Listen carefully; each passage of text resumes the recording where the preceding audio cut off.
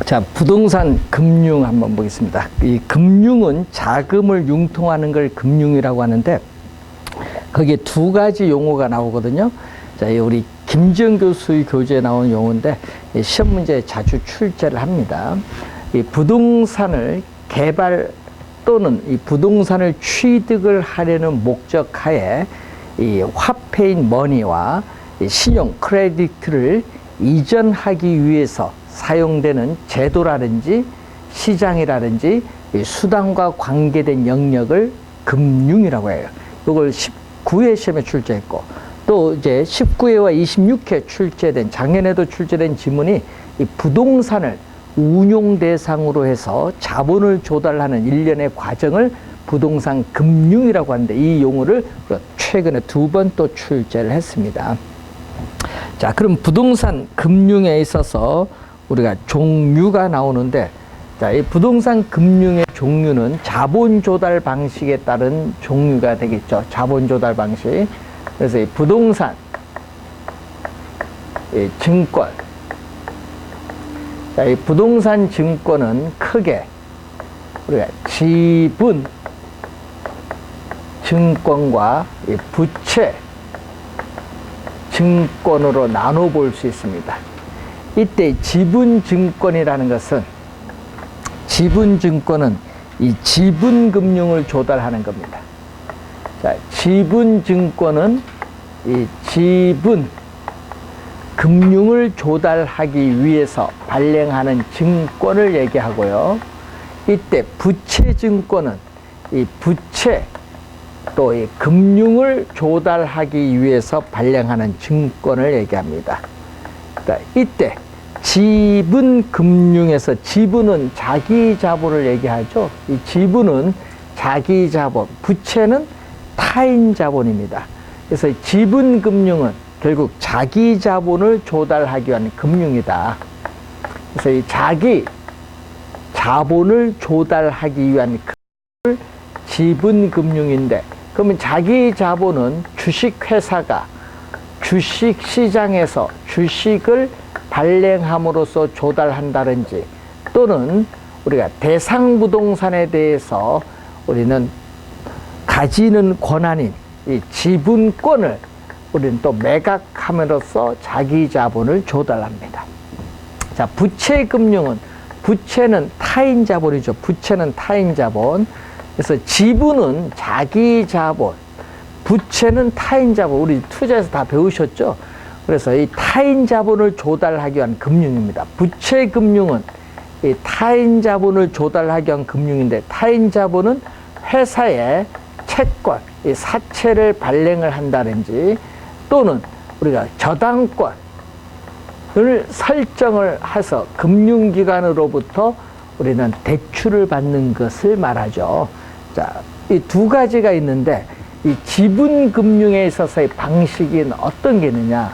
자, 지분금융 방식이 우리가 또 다음 주에 배우시게 될 리츠라는 게 있거든요. 자, 리츠를 부동산 투자 신탁 또는 부동산 투자 회사라고 하는데 여기 주식회사입니다.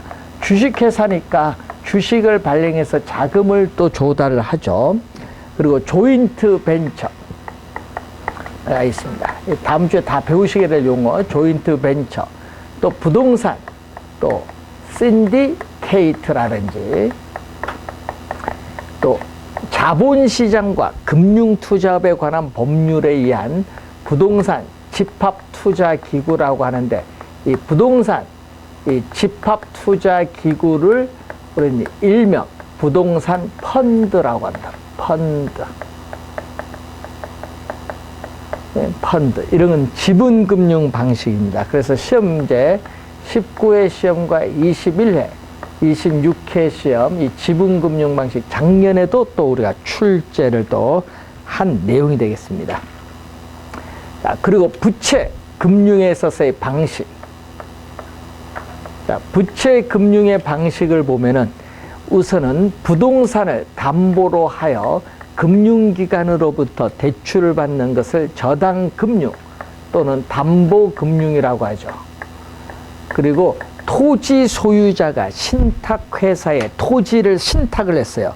토지를 신탁을 해서 수익증권을 받는데 이 수익증권을 금융기관에 제출해서 금융기관으로부터 우리가 또 타인 자본을 조달하는 것을 신탁, 우리가 증서금융, 줄여서 신탁금융인데 이 담보 신탁에 의해서 자금을 조달하는 거죠. 자, 18회 시험에 또 출제를 한번 신탁금융을 했고, 또 주택상환사채. 자, 여러분이 김영식 보증사채로서 주택건설사업자가 주택상환사채를 우리는 주택법에 의해서 발행을 하죠. 그럼 이 주택으로 상환받기로 약정된 사채입니다. 사채를 발행을 하는 거죠. 22회 시험과 24회 시험에 출제를 한 용어죠. 또 이제 여러분 또 다음 주에 배우시게 될 프로젝트 파이낸싱 있어. PF라고 하는데 이 프로젝트 파이낸싱에서 이 프로젝트 시행회사가 또 회사의 채권을 또 발행을 함으로써 타인 자본을 조달하죠. 그래서 이 부채 금융 방식이 또 22회 시험에 출제했는데 또 이 부채 금융을 조달하기 위해서 발행하는 증권으로서는 주택 저당 증권, 또 주택 저당 채권 담보부 채권이라고 하고 또 자산, 우리가 담보부 증권 이런 것도 부채 금융을 조달하기 위해서 발행하는 증권이다. 이렇게 보시면 되겠죠. 자, 202페이지 문제 1번 보면은 부동산 금융의 자금 조달 방법 중 하나인 지분 금융과 관련 없는 걸 묻죠. 자, 공모는 공개 모집입니다. 공개 모집에 의해서 증자, 주식을 뭐 한다? 유상증자 있고 무상증자 있거든요. 주식과 관련 있잖아요. 요거 지분금융이지. 부동산 신디케이트, 또 부동산 투자 신탁 리츠, 또 부동산 펀드 다 관련이 있는데 뭐는 관련 없죠? 주택 저당 채권 담보부 채권, 요 MBB죠. MBB는 지분금융과 관련 없어요. 무슨 거? 부채 금융을 조달하기 위한 증권입니다. 그러니까 몇 번? 3번이 정답이 되겠죠. 자, 이런 기본적인 걸 출제를 또 해요. 자, 그리고 제도권 금융과 비제도권 금융이 있거든요. 자, 제도권 금융은, 자, 이 제도권 금융은 이 금융기관을 통해서 자금을 융통하는 겁니다. 여러분, 금융기관 하면 뭐 은행이라든지 보험회사가 대표적이죠. 이 금융기관을 통해서 자금을 융통하면은 제도권 금융이라고 하고, 그럼 비제도권 금융은 뭐죠? 비제도권 금융은 이 금융기관을 통하지 않고 자금을 융통하는 거. 그러면 금융기관을 통하지 않고 자금을 융통하는 대표적인 두 가지가 있거든요. 그럼 이 수요자가 금융기관을 통하지 않고 자금을 융통하는 대표적 수단은 전세제도, 전세금 안고 주택을 매입을 할 때 이 전세금을 얘기하는 거고, 공급자가 또 금융기관을 통하지 않고 자금을 융통하는 대표적 수단은 주택 선분양제도를 또 예를 들어 볼 수 있어요. 주택 선분양제도. 우리 아파트 분양받을 때 선분양하는 이 제도가 공급자가 금융기관을 통하지 않고 자금을 조달하는 대표적 수단을 의미합니다. 자, 203페이지에 주택금융이 나오는데, 자, 여러분이 공공부문에서 우리가 자금을 조달하거든요. 이 공공부문에서 이 주택도시기금법, 작년 7월 1일부터 용어가 바뀌었죠. 국민주택기금이 용어가 바뀌었어요. 뭘로 바뀌었냐 하면요, 주택도시기금으로 바뀌었어요. 그래서 주택도시기금법에 따라 이 주택도시기금에서 우린 자금을 조달하는 것은 공공부문에 의해서 자금을 조달하는 거고, 또 민간부문이 있거든요. 민간부문인 대표적인 게 뭐죠? 은행이라든지 보험회사라든지 뭐 저축은행이라든지 뭐 주택할부금융회사 뭐 많죠. 그래서 이 공공부문이든 민간 부문에서 자금을 조달해요. 그래서 일정한 우리가 자금을 확보를 해야 됩니다. 그래서 일정한 자금을 확보해서 이 토지 소유자에게 자금을 융통해줘요. 토지 소유자에게 자금을 융통해주는 것을 우리는 토지금융이라고 해. 토지 소유자에게 자금을 융통해 주는 것을 토지금융. 그리고 또 주택 수요자에게 주택을 구입을 할 수 있는 자금을 또 융통을 해주죠. 이것을 주택 소비금융이라고 해요. 주택 소비금융. 자, 203페이지 보시면은 주택 소비금융이 나오죠. 주택 소비금융을 우리는 수요자가 자금을 융통한다는 의미에서 수요자 금융이라고 하죠. 그러면 이 주택 소비금융의 대표적인 게 뭐예요? 바로 우리는 한국주택금융공사의 모기지론, 이것을 한국주택금융공사는 보금자리론이라고도 하죠. 이것을 우리 모기지론을 번역하면요, 저당 대출이라고 하죠. 저당 대출 또는 저당 대부, 저당 대출, 저당 대부, 모기지론을 번역하면. 자, 그리고 또 주택 공급자. 자, 주택 공급자에게 주택 또 건설 자금을 또 융통을 해주겠죠. 주택 건설 자금을 융통해 주는 것을 주택 개발 금융인데, 이것은 또 공급자에게 자금을 융통해 준다는 의미죠. 그래서 공급자 금융이라고 하죠. 예? 자, 이 공급자 금융의 대표적인 게 여러분 건축, 대부라든지 프로젝트, 파이낸싱, 대표적인 공급자 금융이죠. 주택 소비 금융과 주택 개발 금융을 우리는 더해줘서 주택 금융이라고 하고요. 이때 토지 금융과 주택 금융을 더해줘서 부동산 금융이라고 합니다. 자, 이 부동산 금융은 부동산 부문에 한정해서 자금을 융통해 주기 때문에 특수금융입니다. 이 부동산 금융은 부동산이라는 부문에 한정해서 자금을 융통해 주는 특수금융이지, 모든 부문에 자금을 융통해 주는 일반 금융이 아니다. 모든 부문에 자금을 융통해 주는 일반 금융이 아니라 특수금융을 의미하는 개념이죠. 자, 그러면 이 주택금융의 지금 개념 확인을 한번 해봤고, 개념, 그리고 이 기능이 나오는데 203페이지 보니까 기능이 나오죠. 자, 이 개념은 또 25회 시험에 또 출제했고, 이 기능은 최근에 21회, 25회 시험에 또 출제를 했습니다.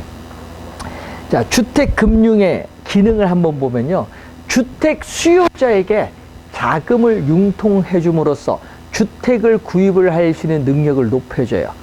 그래서 주택 수요가 증가함으로써 주택 거래를 활성화시켜주는 기능이 있고요.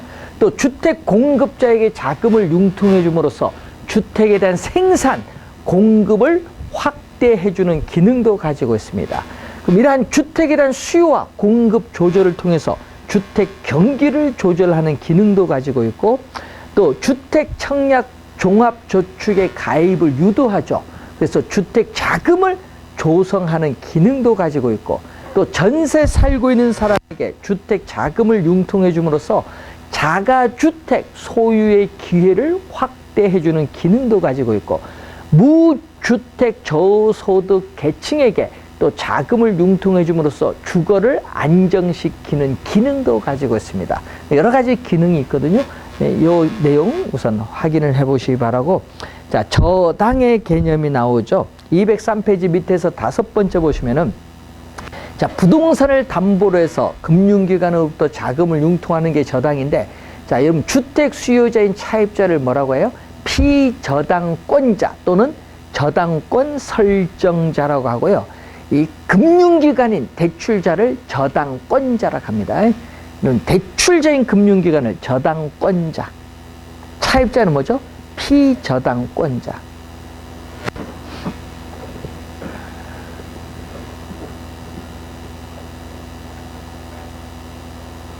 자, 정통적 저당이라는 용어가 나와요. 정통적 저당, 재래적 저당인데, 여러분들이 금융기관의 부동산 담보대출 받는 게 정통적 저당입니다. 우리나라는요, 한국주택금융공사는 10년 이상인데 미국은 보통 20년 이상입니다. 그리고 정부 지원 저당이라는 게 있습니다. 이것은요, 정부 지원 저당은 정부가 보증하는 주택 보증 프로그램입니다. 미국은요, 뭐냐면요, 농민, 저소득층, 군인 등을 대상으로 연방정부가 보증서를 발급해줘요. 그 보증서를 금융기관에 제출해서 대출을 받는데, 이 정통적인, 일반인들이 받는 정통적 저당보다 대부 비율이 높아요. 더 많이 대출해 준다는 얘기죠. 대부 비율이 높고, 대부 기간, 만기죠. 만기도 길어요. 만기가 보통 30년 이상 길어요. 자, 건축대부인데, 여러분, 저당대출은 뭐죠? 여러분, 저당대출, 주택융자금은 일시불로 대출을 받아서 장기에 걸쳐서 분할 상환하고 주택을 담보로 하기 때문에 금리가 낮아요. 그렇지만은 건축대부는 어떻게 돼요? 공사의 진척도에 따라서 감리회사의 감리를 거쳐서 단계별로 대출을 해줘요. 단계별. 그리고 건축물 완성과 동시에 대출금을 일시불로 상환해야 돼. 그리고 미래의 불확실성으로 인해서 저당 대출에 비해서 금리는 높아요. 그런 특징을 가지고 있습니다. 그 내용이 여러분 표를 통해서 204페이지에 설명하고 있는 내용이죠. 자, 저당 대출에 따르는 위험인데, 차입자. 자, 여러분, 차입자는 대출을 받게 되면 어떻게 돼요? 자, 여러분, 차입자는 대출을 받게 되면은 돈을 갚아야 돼요. 대출금에 대한 원리금을 갚아야 되는데, 원리금을 제때 못 갚는 걸 뭐라고 할까요? 원금이자를 제때 못 갚는 걸 우리는 채무 불이행, 디폴트라고 하거든요. 채무 불이행을 하는 겁니다. 그러면 차입자가 이 원리금, 대출금에 대한 원리금을 상환을 해야 되는데, 이 원리금에 대한 채무를 이행하지 않았을 경우의 위험을 우리 뭐라고 하죠? 채무 불이행 위험입니다. 그럼 차입자가 채무를 불이행하면은 이 채무 불이행에 따른 위험은 대출자가 안게 되는 위험입니다. 자, 그러면 또 차입자가 여러분 시장 금리가 지속적으로 하락을 해서 고정금리인 대출금리가 너무 높으면요, 만기가 되기 전에 또 뭐 한다? 조기 상환을 할 수 있어요. 조기 상환을 우리는 만기 전 변제라고 해요. 그러면 이 만기 전에 변제를 하게 되면은 대출자는 높은 대출금리로 이자를 받게 될 기회가 없어져요. 그래서 대출자는 또 뭐를? 차입자의 조기 상환에 따른 뭐를? 위험은 또 누가 안게 되는 거야? 대출자가 안게 됩니다. 자, 여러분, 이거 위험은 누가 안게 되는 위험이야? 대출자가 안게 되는 위험입니다. 자, 또 금융기관은 외부로부터 돈을 빌려서 여러분에게 대출을 해줘야 돼요. 그럼 외부로부터 자금 조달 비용이 있는데, 이 시장 금리가 지속적으로 상승하면 외부로부터 자금 조달 비용이 오르거든요.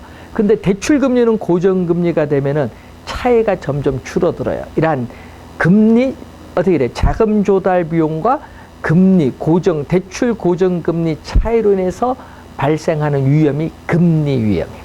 금리 위험. 자, 유동성 위험인데, 여러분 주택 저당 채권을 설정해서 여러분 대출을 받는데, 이 주택 저당 채권이라는 이 자산을 매각하기 어려워요. 매각하기 어려워서 현금화하기가 어려운 위험을 유동성 위험이라고. 유동성. 이 주택 저당 채권을 매각해서 현금화가 어려운 위험입니다.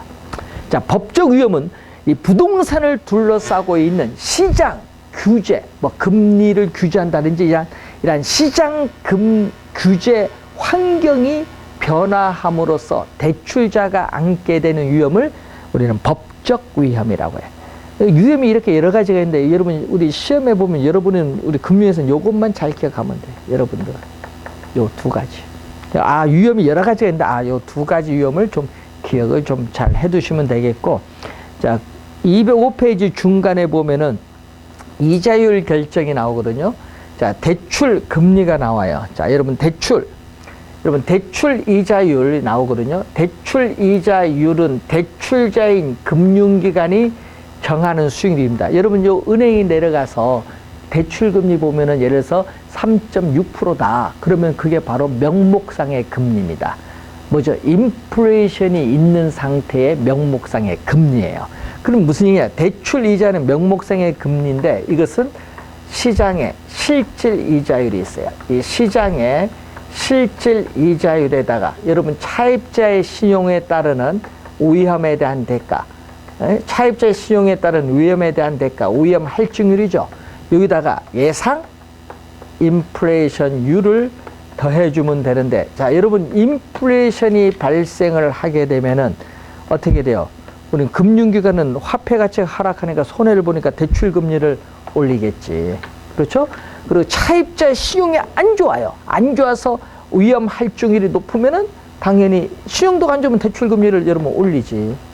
그리고 여러분, 한국은행에 있어서의 지금 정책 금리, 기준 금리가 1.5%인데, 이래서 1.75% 올린다.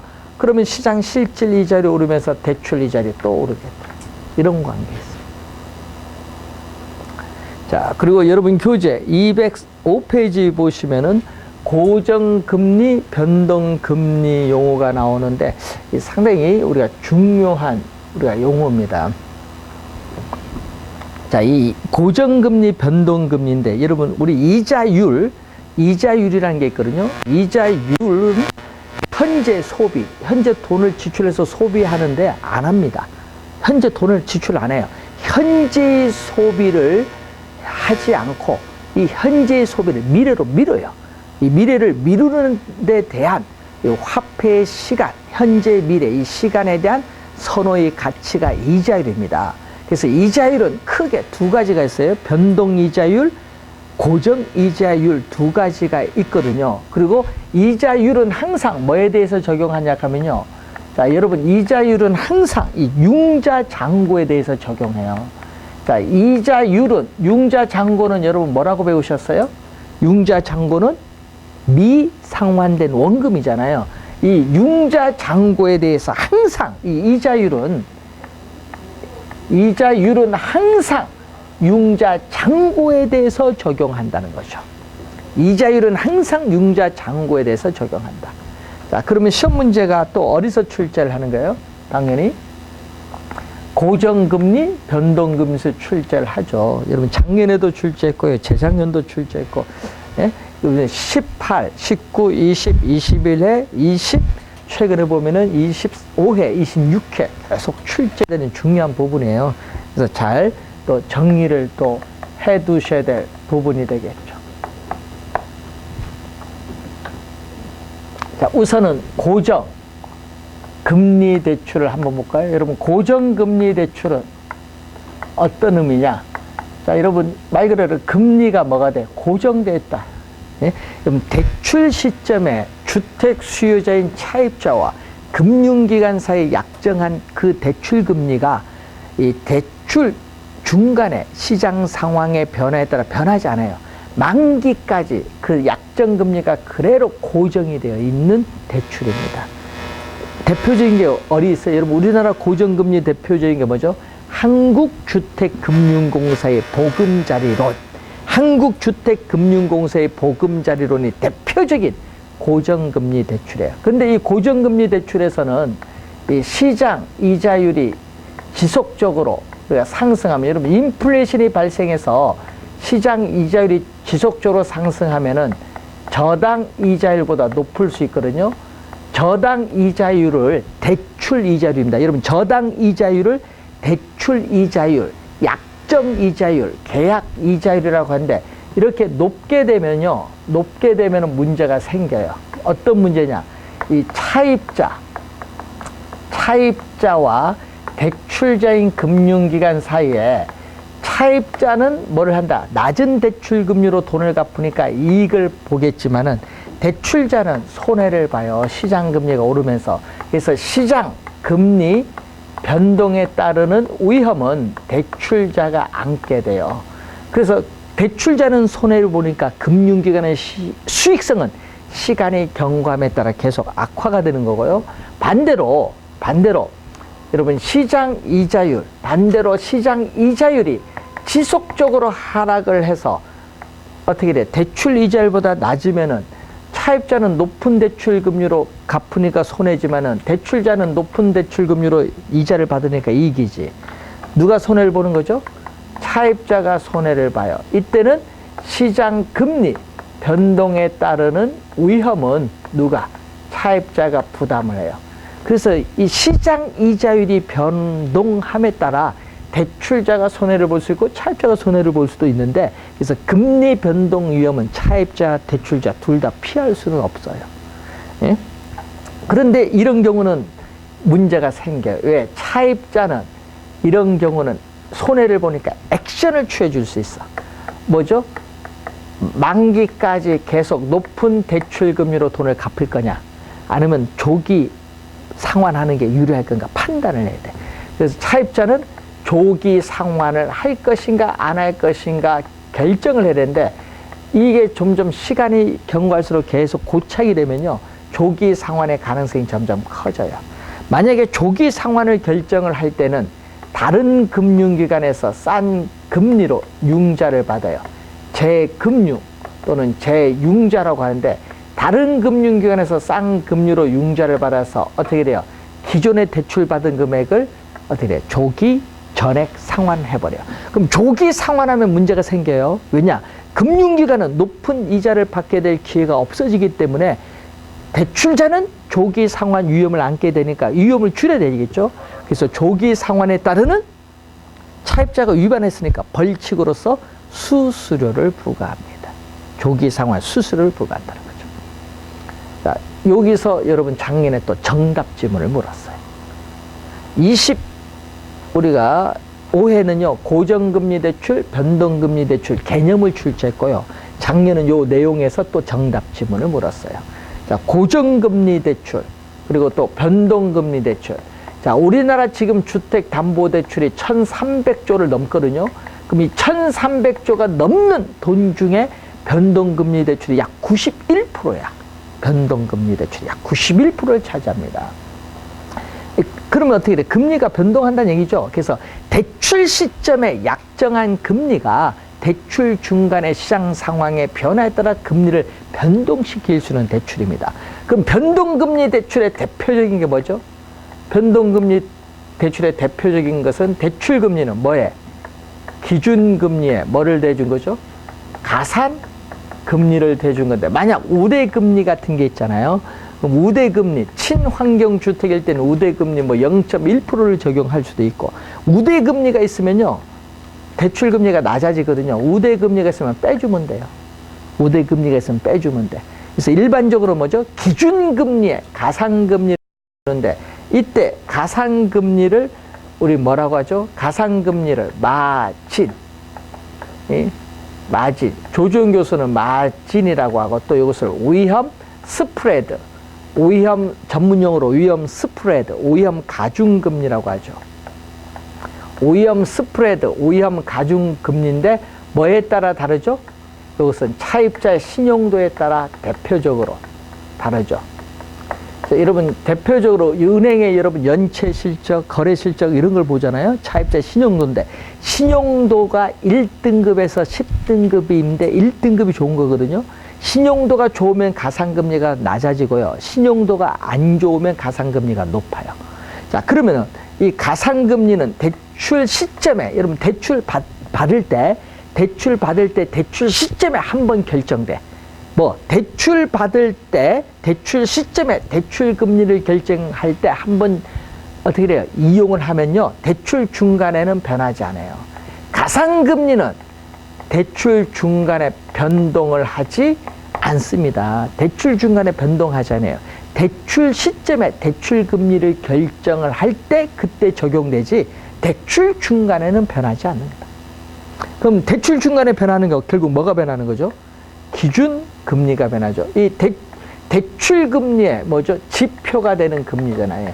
이 대출 금리에 이 지표가 되는 금리가 바로 기준 금리인데, 이 기준 금리가 우리 2002년까지는, 여러분 2012년도까지는 얼마 안 돼요. 2012년도까지는 요것밖에 없었어요. 양도성 예금 증서 금리. 이때 이자율 조정 주기는 3개월. 3개월이 바로 91일이거든요. 91일물 3개월입니다. 그럼 1년에 몇 번 변한다는 얘기죠? 1년에 4번 변하는 거예요. 이자율 조정 주기예요. CD 금리가 요것밖에 없다가 어떻게 돼요?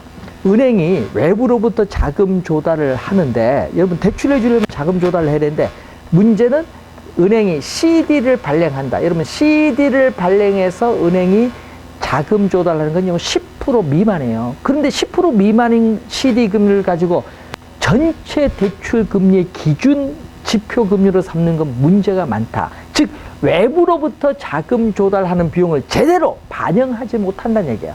그런 비판이 있어서 우리가 나타난 게 있어요. CD만 발행하는 게 아니잖아요. 여러분 은행이 외부로부터 자금 조달하는 3대 지표가 은행채를 발행해서 조달한다든지 여러분 정기예금 예치하잖아요. 그럼 정기예금 이자율이 있거든요. 요걸 가지고 3대 외부로부터 자금 조달하는 수단인데 이걸 가지고 가중치를 부여해서 구합니다. 그래서 이걸 가지고 구한 게 뭐죠? 외부로부터 자금 조달하는 비용을 재래로 반영하기 위해서 이걸 도입을 한 거지. 자금 조달 비용 지수를 도입한데 이게 바로 뭐죠? 우리는 2012년 12월 말에 도입한 바로 코픽스라고 하죠. 코픽스. 자, 코픽스 이자율 조정 주기 6개월, 1년이 있는데 코픽스는 두 가지가 있습니다. 신규 우리가 취급의 기준, 신규 취급의 기준 코픽스가 있고 잔액 기준 코픽스가 있는데 주의해야 될 것은 CD는 매일매일 발표해요. CD 금리는. 근데 코픽스는요. 은행연합회에서 한 달에 한 번 15일 오후 3시에 9개 시중은행에 어떻게 자료를 취합을 해서 발표를 해요. 자, 문제는 여기서 코픽스가 오르든지 CD 금리가 오르면 기준금리가 올라서 대출금리가 오르죠. 자, CD 금리가 오르면은 기준금리가 올라서 대출금리 오르는데 여러분 21년은 대출금리 하락한다로 출제한 거예요. 말을 바꿔서 그런 식으로. 자, 그리고 우리가 작년 25회도 요거 출제했었죠. 예? 25회 시험에도 만약에 이런 경우는 어떻게 돼요? 이런 경우 CD 금리가 하락을 하고 코픽스가 하락하면 기준금리가 하락해서 대출 금리가 하락한 겁니다. 그럼 대출 중간에 변동하는 것은 기준금리가 변동을 하지 가상금리는 변하지 않는다는 걸 기억해 두셔야 돼요. 변동금리 대출의 기본 개념을 한번 확인해 봤습니다.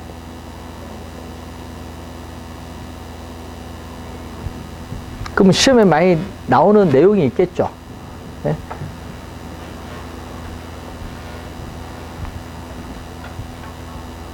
자, 시험에 우리가 많이 출제되는 게 이거거든요. 자, 여러분 이자율 조정 주기. 자, 이 변동금리 대출에서 이자율 조정 주기가 짧으면 어떻게 되냐.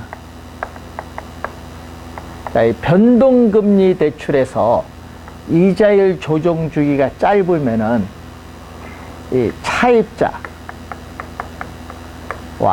대출자는 어떻게 되느냐.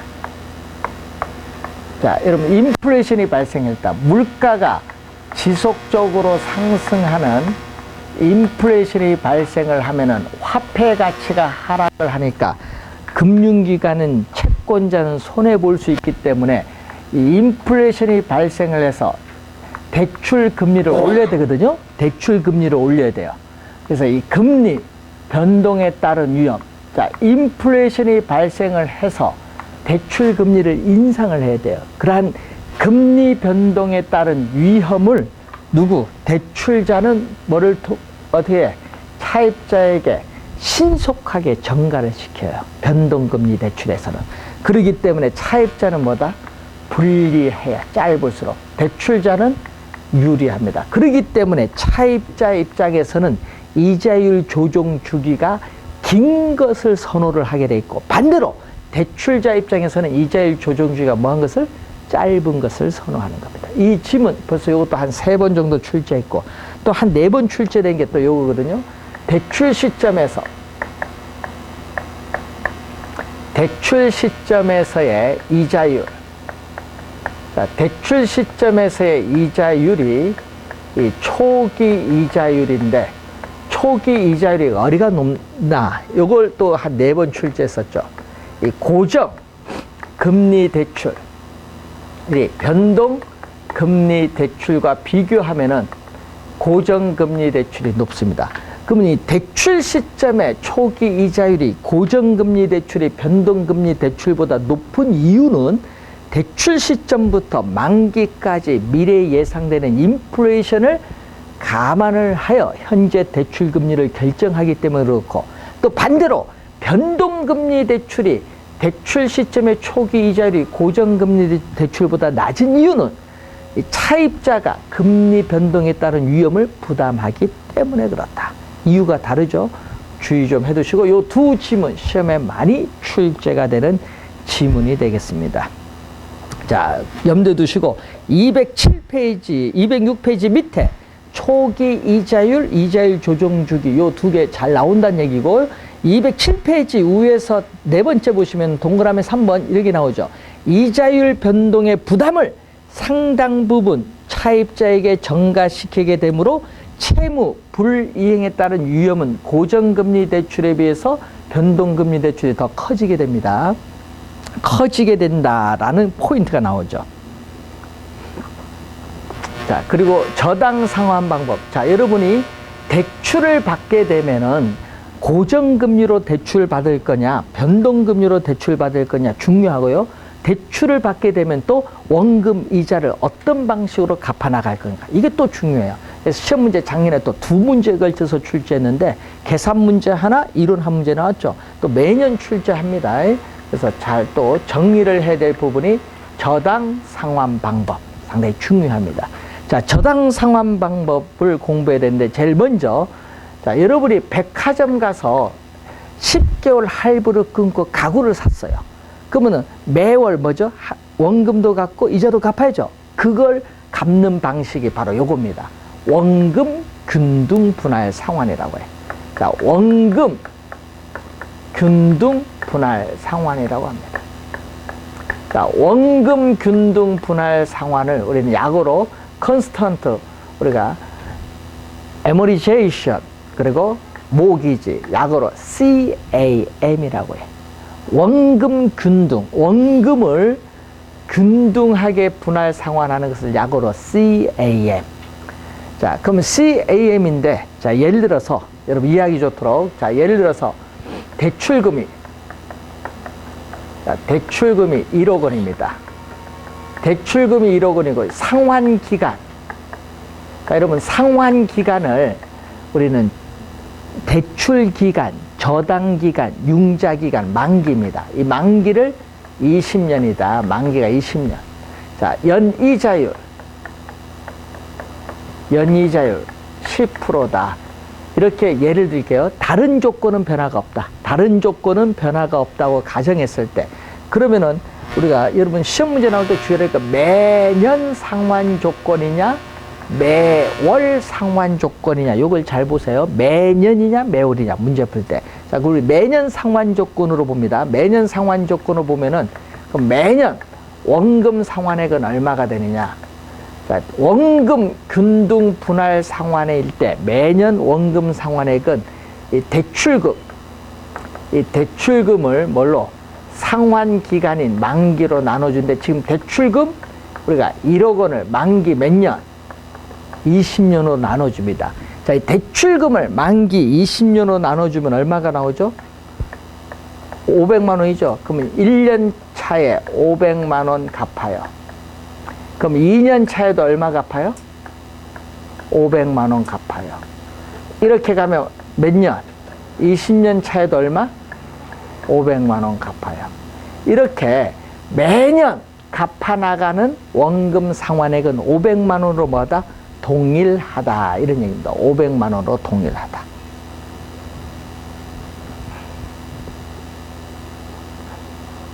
(500만 원) 동일하다. 그럼 이자는 어떻게 구하죠? 이자는, 아까 이자는 항상 뭐에 대해서 적용하죠? 이자는 항상 미상환된 원금인 융자잔고에 대해서 우리는 이자율을 적용하는데, 융자잔고 얼마? 자, 여러분 대출 받아서 1년까지는 아직 돈 안 갚았어요.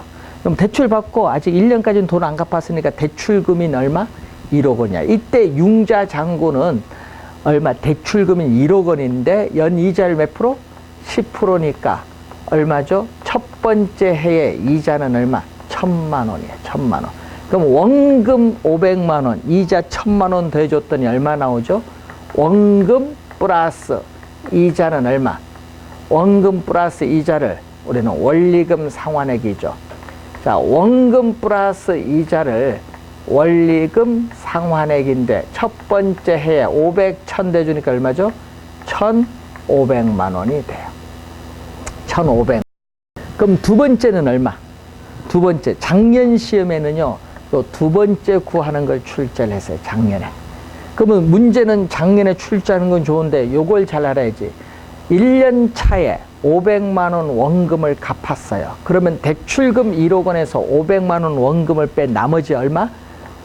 9,500만 원이 융자잔고야. 2년 차에 9,500만 원이 융자잔고. 여기에 연이자율 10%를 곱해줬더니 얼마? 950만 원이 이자죠. 그럼 합치면은 원금 이자는 1,450만 원입니다. 그러면 그럼 얼마? 900, 850 이렇게 가는 거고, 여기는 1,400, 1,350 이렇게 가는 거죠. 이자가 그렇게 가는 겁니다. 그러면은 그림을 보면 이렇게 나오죠. 자, 여러분이 만기까지 500만 원 갚는 거예요. 자, 만기까지 갈 때 이 원금 상환곡선은 어떻게 돼? 원금 상환곡선은 500만 원 가서 뭐게? 수평선이 돼요. 그럼 이자는 어떻게 돼? 또 만기까지 가는데 이자는 처음에 얼마? 1000만 원. 그 다음에 얼마? 950. 그 다음에 900, 850, 50만 원씩 줄여요. 원금이 500만 원으로 균등하기 때문에 이자는 어떻게 돼요? 원금이 500만 원 줄어드는 만큼, 융자 잔고가 줄어드는 만큼 얼마? 이자도 50만 원씩 줄어들어요. 그러다 보니까 이렇게 우하향하는 뭐? 직선. 마지막에 50만 원 나오겠지? 이자 지급 곡선이 이렇게 우하향하는 직선의 형태로 나타나요. 뭐일 경우에? 원금 균등 분할 상환일 경우에. 자, 그래서 여러분 작년 시험에 요걸 구하는 걸 냈거든요. 작년 시험에 2년 차에 원금 이자 대준 여기 금액 얼마냐? 요거 구하는 방법 알면 풀리지. 그러니까 뭐만 잘 구하면 돼? 이자만 잘 구하면은 구할 수 있는 문제입니다. 작년에 계산 문제 우선 하나 출제를 했고, 자, 그러면은 이 관련돼서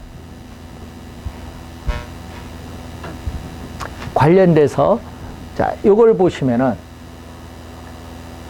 원리금 상환액, 여러분 원리금 상환액 만기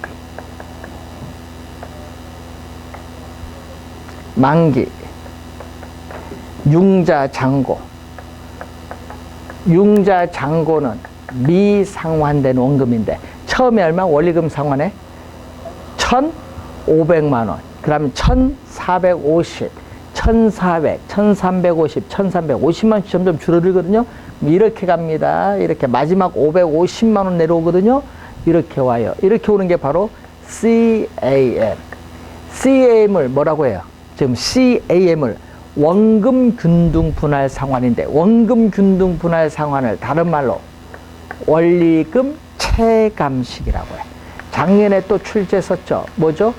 자, 기간이 경과할수록 원리금 상환액은 뭔가 감소하고 있죠. 이걸 작년에 또 출제했어요.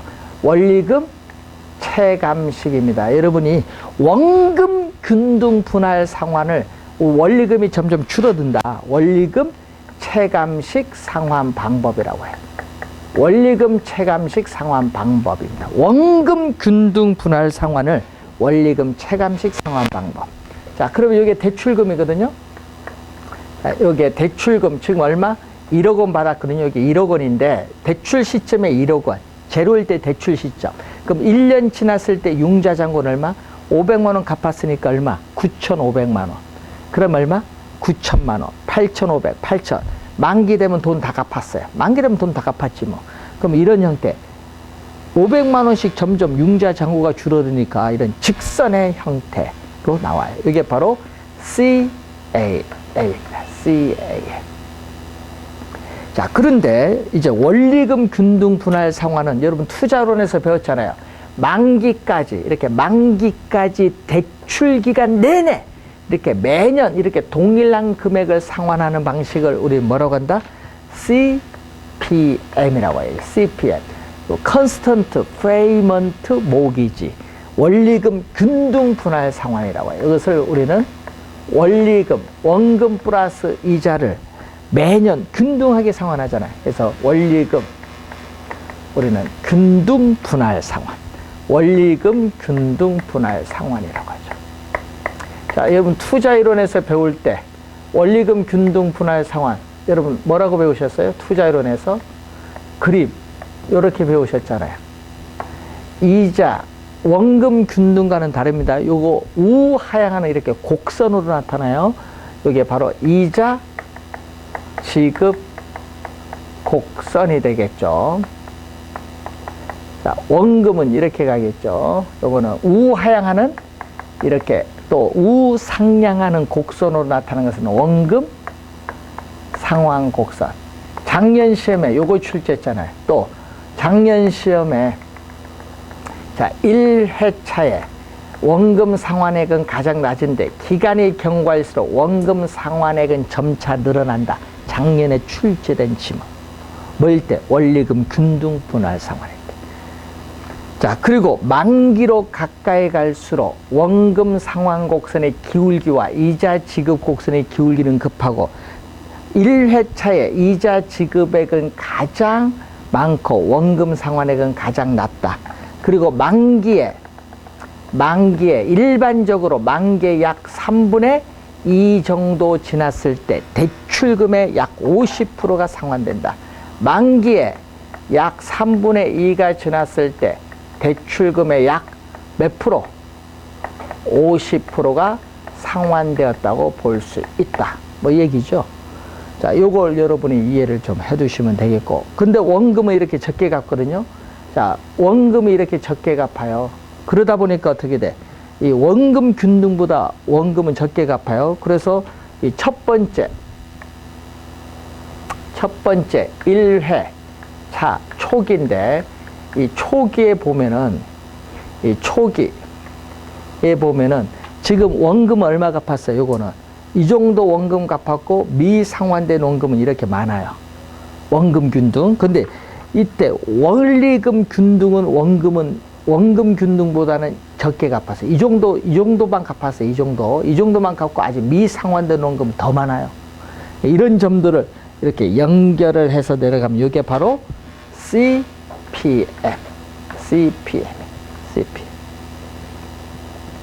CPM인데, 자, 그러면은 여러분이 원리금 균등 분할 상환 또 투자론에서 배운 거 보면은 원리금 균등 분할 상환에서 우리가 또 매년 원리금 상환액은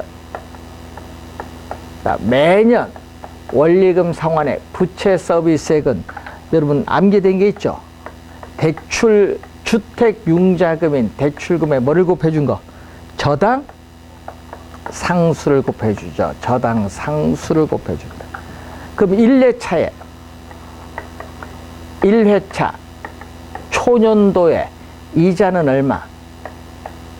초년도에 이자 지급액은 뭐에 대해서?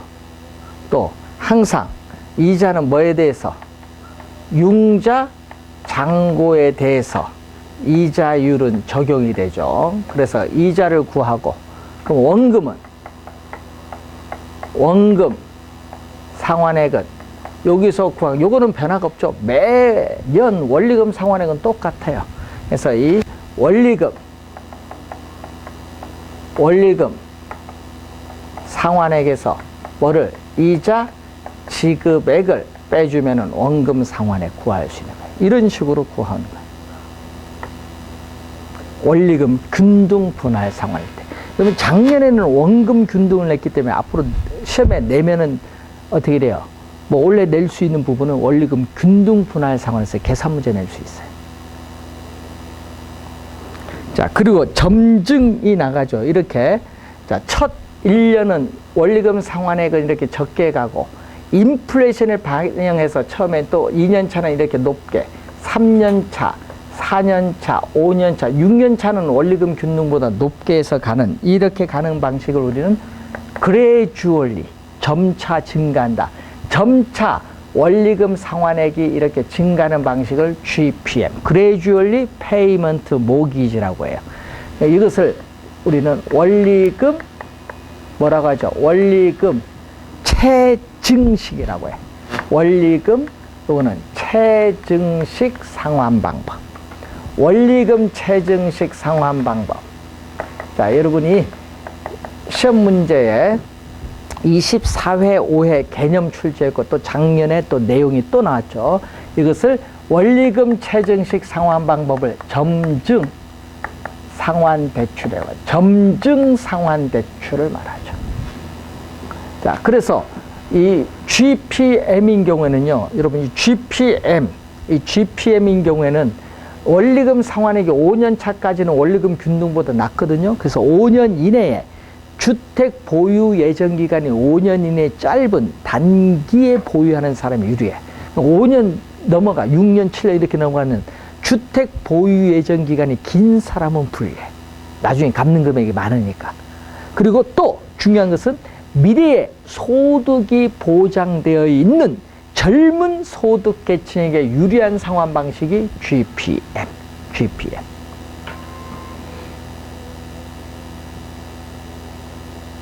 자, 그런데 이 GPM에서는, 자, 여러분, GPM에서는요, 초기에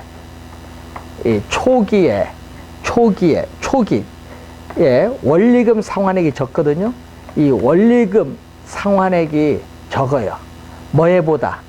여러분이 대출금에 대한 이자 지급액에도 못 미쳐. 여러분, 이자 지급액이 100만 원인데 원리금 상환액이 20만 원이야. 이자 지급에도 못 미쳐서 이자도 못 갚아요. 그러다 보니까 이 대출금에 뭐를 대죠? 여러분, 처음에 대출받은 금액에 요 차액 80만 원을 여기 더해버려.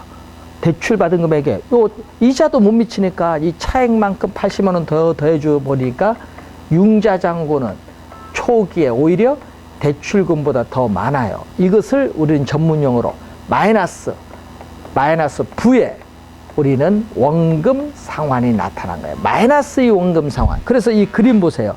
그림 보면은 이 첫 1회차 초기에 이 대출, 이 흰선, 이 대출금보다 융자 잔고가 더 많아요. 이렇게. 그래서 이런 형태의 그림이 나오는 게 바로 GPM입니다. 그럼 시험 문제 4번 출제된 게 요걸 4번 출제했잖아요. 대출 중간에 조기 상환을 하게 될 때 미상환된 원금이 가장 낮은 것은 뭐죠? 미상환된 원금, 융자 잔고가 가장 낮은 거 원금 분할 상환인데 이것을 16회, 20회, 22회, 23회 4번 출제를 했는데 다 정답과 관련된 지문입니다. 4번 출제했어요. 상당히 많이 냈어요. 자, 그리고 여기는 뭐죠? 초기에 차입자의 원리금 상환액이 가장 많은 건 원금 균등, 가장 적은 건 GPM. 여러분, 작년에 또 이렇게 냈죠. 초기에 원리금 상환액이 원리금 균등 분할 상환이 원금 균등 상환보다 작죠? 이걸 작년에 또 출제했어요. 초기에서 원리금 상환에 따질 땐 요걸 보면 돼요. 그림. 중간일 때 요걸 보시고 초기는 여기 보고 시험에 나올 때 많이 출제합니다. 그래서 여러분이 올해 시험 27회 시험에 또 출제가 예상되는 부분이 되겠습니다.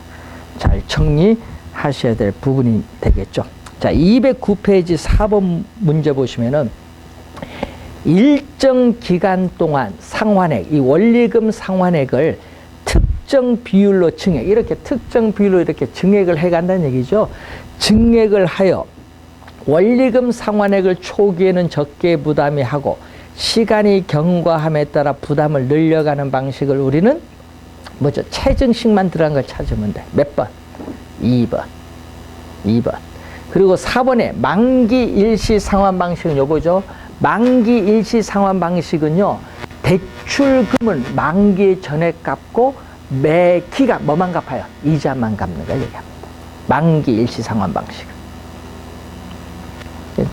그래서 여러분이 요 관련된 개념도 많이 내고 내용도 많이 내고 그림도 나올 수 있고 계산 문제도 나올 수 있고 다양한 형태로 물을 수 있는 부분인데 시험 문제 원래 출제를 하기 때문에 잘 정리를 해두시기 바랍니다.